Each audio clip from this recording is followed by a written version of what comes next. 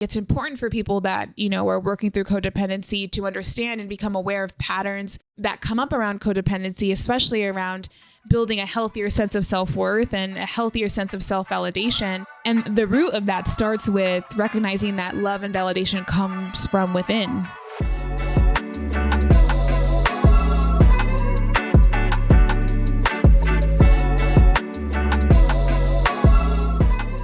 Welcome back to the Butterfly Season podcast, you guys. Today, we're going to talk about codependency. This is a recurring theme on the podcast, largely because I've been struggling with it, but an even stronger reason why I continue to share and unpack what I'm going through around codependency is because I've received so many messages, DMs, Instagram tags from you guys that are also experiencing the same thing. And I've found that it's not a conversation I see a lot of information on online.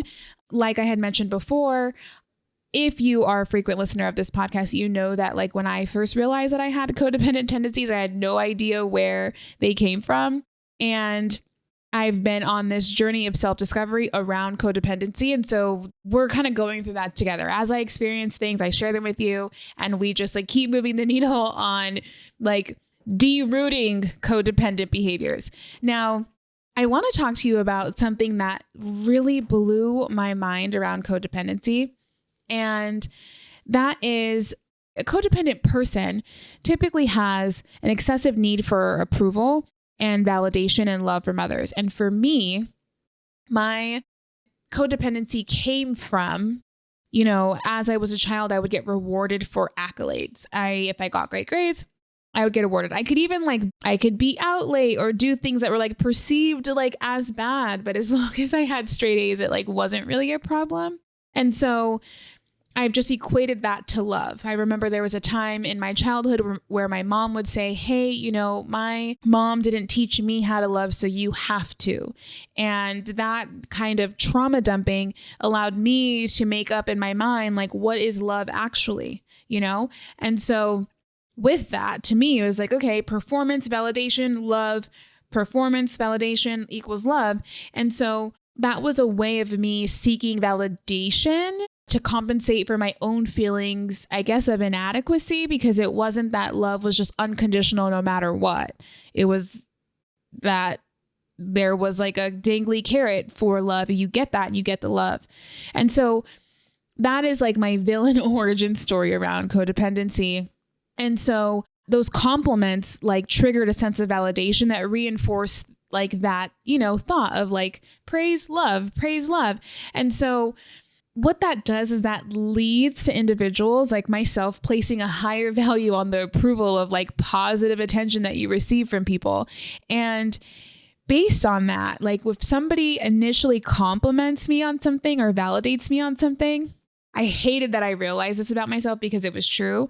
But when people would compliment me on something, I am more likely to let that person get away with much more than I am from someone who didn't initially praise or compliment me on something, which when I realized that, my mind was like blown, right? I realized it retrospectively. I realized it like with hindsight eyes. I wasn't able to like realize it in real time. With that said, I've also been working on giving myself permission to trust myself more, right? And what that looked like was practicing like making decisions quicker or just making a decision on something, not saying like, sure, or whatever, or I don't care, figuring out what I do care about, even if it is something so small, and then just like giving my opinion on it and making a decision on it. The other thing is if I don't feel like something is a hell yes, then don't do it. If I feel like it's a hell no, then don't do it. Only do it if I feel like it's a hell yes. But there's the in between where I'm like not entirely sure and I feel a little bit more than indifferent. It does feel like a kind of no, but there are other reasons why it might be yes. Like those scenarios I've been having trouble with giving myself permission to trust myself. And so I had a situation where I was invited to speak at this event, and the event was speaking about marketing, branding, and public relations. And I just don't feel aligned with that anymore. I've spoke on a bunch of stages about those exact topics, and like, it's an old version of me. I don't subscribe to that anymore. And I know from having that background, I know that if I continue to do that, I'm going to continue to get booked for more things around that. And so I'm like, I'm just not going to do it anymore. I just don't want to do it. And I don't want that to be aligned with my brand anymore. And so I had another opportunity to speak about the stuff that I like to speak about, but it just didn't feel like a yes to me. It didn't feel aligned to me. I felt like the foot in the door technique a little bit, right? Like a foot in the door technique is that somebody initially tells you, they ask you for a small favor, really small one. And it's like a no-brainer to say yes. And so then you say yes. And then once you have created that pattern of compliance, the person will ask you for a bigger favor. And then you say yes to that. And then the person asks you for a bigger favor. And then you say yes to that until the point where you're like kind of controlled by it. And really at the root of it is the fear of like, or people pleasing, not having like self-worth to be able to say, hey, no, I don't want to do this. You have the fear of rejection and abandonment or disapproval. And then you add the added layer that we were just talking about validation and gratification. And so I had somebody, ask me to speak at a lower rate. Initially it was unpaid. And I said, I'm not really doing unpaid speaking engagements right now. And then it was a lower rate. And I was like, well, I can probably figure it out. And I would have to do a lot of things. Like it really didn't fit in my schedule and I would have to like bend over backwards to do it. And I was like, well, I'm saying no to other opportunities to open the door for these types of opportunities. So maybe I should like actually say yes to it. But just like in my gut, it did not feel aligned and I could not figure out why. And so I was working through it with my therapist and she was like, okay, for the next 7 days, write down how you feel about the situation. And luckily for me, I had like older correspondence about like this situation and trying to make it work that I was able to see every single day leading up. I could remember by reading my messages how I felt about it. And so I like tracked the days that I had and I continued to track the days moving forward and they were all no's. And I couldn't figure out why, if it was a no, I was still feeling tugged to say yes. And I also felt like, okay, if I'm trying to empower myself and give myself permission to trust myself more, I know in my gut that it's feeling like a no, but I also want to be able to assign the appropriate meaning as to why it's a no.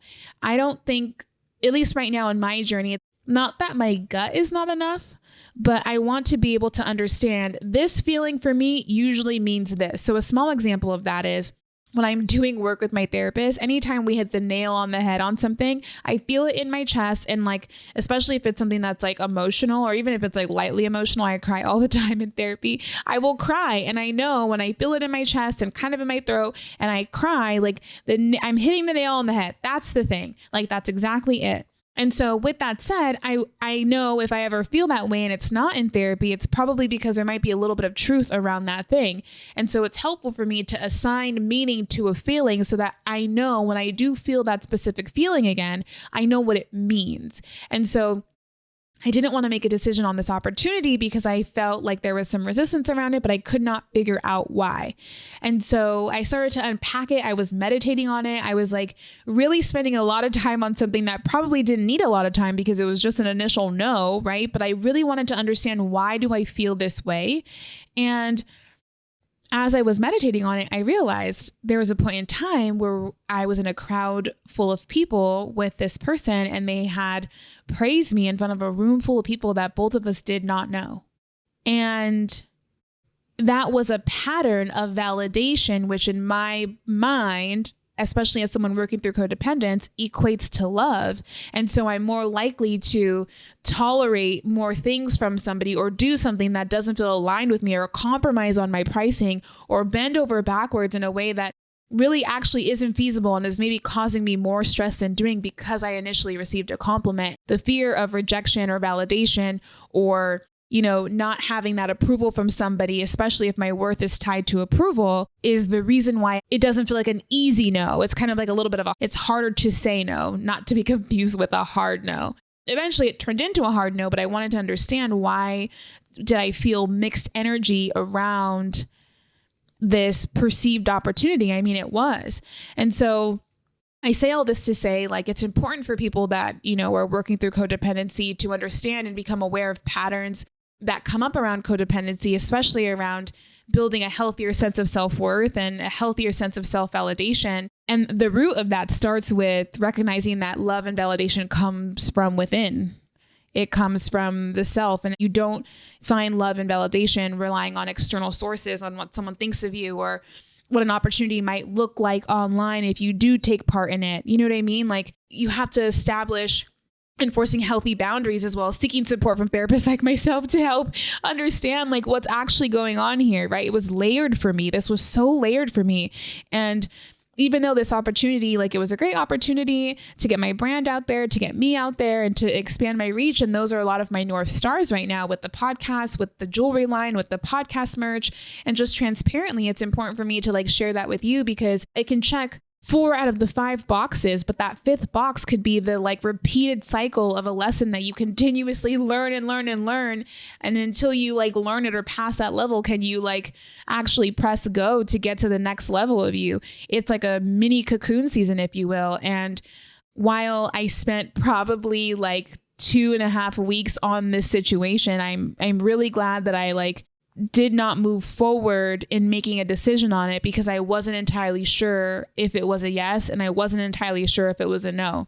So let this anecdotal story be your permission to take a little bit more inventory and maybe take a step back on making decisions that don't feel like an absolute yes or an absolute no. If there's a murky middle, explore the murky middle and then understand what feelings are you feeling in your body around the murky middle and how can we understand that and assign a meaning to it so that when you do get in that similar situation, we can collapse the amount of time before you make a decision because you can identify why you were feeling that way.